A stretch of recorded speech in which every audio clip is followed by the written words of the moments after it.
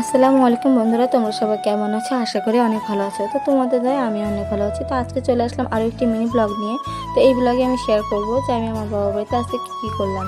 তো আজকে আমরা চলে আসলাম আমার বাবা বাড়িতে বেড়াতে। তো যার কারণে আমার আব্বু বাজার পাঠিয়ে দিয়েছে বাসা থেকে। তো আমরা সবাই মিলে একসাথে রান্নাবান্না করবো, খাবো দেবো, সেগুলো তোমাদের সাথে আজকে শেয়ার করব। তোমাদের ভিডিওটা ভালো লাগলে অবশ্যই লাইক কমেন্ট এবং শেয়ার করবে। তো চলো শুরু করাটা ভিডিওটা। তো আমার আব্বু সবার ফার্স্টে বাজারগুলো পাঠিয়ে দিয়েছে। সেখানে পোলাও চাল, আলু সব কিছু পাঠিয়ে, আলু, পেঁয়াজ, আদা, রসুন, গোশের মশলা, গরুর মাংস, মুরগির মাংস, মাছ সব কিছুই পাঠিয়ে দিয়েছে। তো সব কিছু এক একে দেখাবো এবং সবজি থেকে শুরু করে সব কিছুই আছে। তো এই দেখো কত বাজার করে পাঠিয়েছে আমাদের কাছে। পরে এদিকে মুরগি যেহেতু রোস্ট রান্না হবে, তো যার কারণে রোস্টের মুরগি, তারপরে গরুর মাংস, তারপরে মাছ, এগুলো সবই পাঠানো হয়েছে। দেখো কত বড় বড় মাছ পাঠিয়েছে। তো যাই হোক, আমরা এগুলো সবই আজকে এখন কুটে ধুয়ে পরিষ্কার করে রান্নাবান্না শুরু করবো। তো যেহেতু আজকে মাছটা হবে না, মাছটা এক পিস শুধু ভাজা হবে। তো এই যে রোস্টের মশলা, এই মুরগিগুলো আম্মু আমার কাছে কেটে দিয়েছে আর আমি সেগুলো ধুতে এসেছি এই পাশে। তো ধুয়ে সুন্দরভাবে পরিষ্কার করে দেবো। ওইদিকে আমার ছোটো বোন, আমার মেজো বোন সবাই কাজ করছে। যেহেতু আজকে শুক্রবার, খুবই দেরি হয়ে গেছে রান্নাবান্নায়, আর বাজারও পাঠিয়েছি দেরি করে। তো এই যে এইদিকে আমার মুরগিটা ধুয়ে হয়ে গেছে, আর সেখানে আমার আম্মু টক দই এবং লবণ মিশিয়ে সুন্দরভাবে দিয়ে দিচ্ছে। আর আমি ওইদিকে পোলাও চালটা ঢেলে সুন্দরভাবে ধুয়ে দেবো। তো যেহেতু যাই বলছিলাম যে যেহেতু শুক্রবার, আজকে অনেক দেরি হয়ে গেছে, এদিকে অনেক রোদ, অনেক কষ্ট হচ্ছে রান্নাবান্না করতে। যত দ্রুত সম্ভব চেষ্টা করছি রান্নাটা শেষ করতে।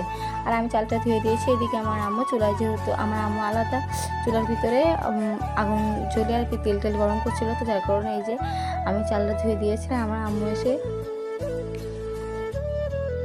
চালগুলো নিয়ে ভেজে নিচ্ছে। আর ওই পাশে যেহেতু গরুর মাংস রান্না করা হবে, দুই চুলায় রান্না করা হয়েছে, উনুনে তাপে আসলে অনেক কষ্ট হচ্ছে।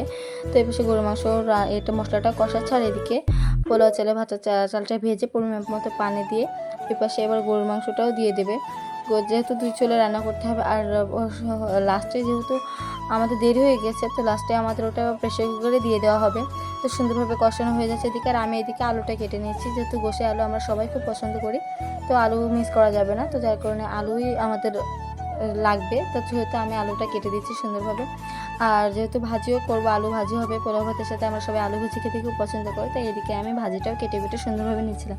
এবং চারিদিকে যা যা এক্সট্রা কাজ ছিল সেগুলো সবাই গুছিয়ে করছিলাম। তো সবগুলো তো সবাই তার ক্যামেরার সামনে আসে না যে সবাইকে সামনে নিয়ে আসা যাবে।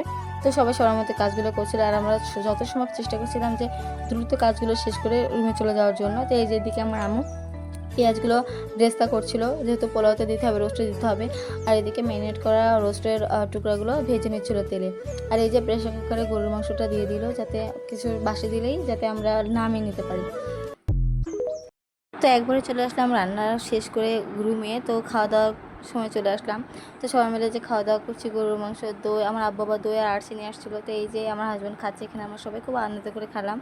আর এই 7 আপ খেলাম সবার শেষে। তো আজকে ভিডিওটা এই পর্যন্ত। সবাইকে টাটা।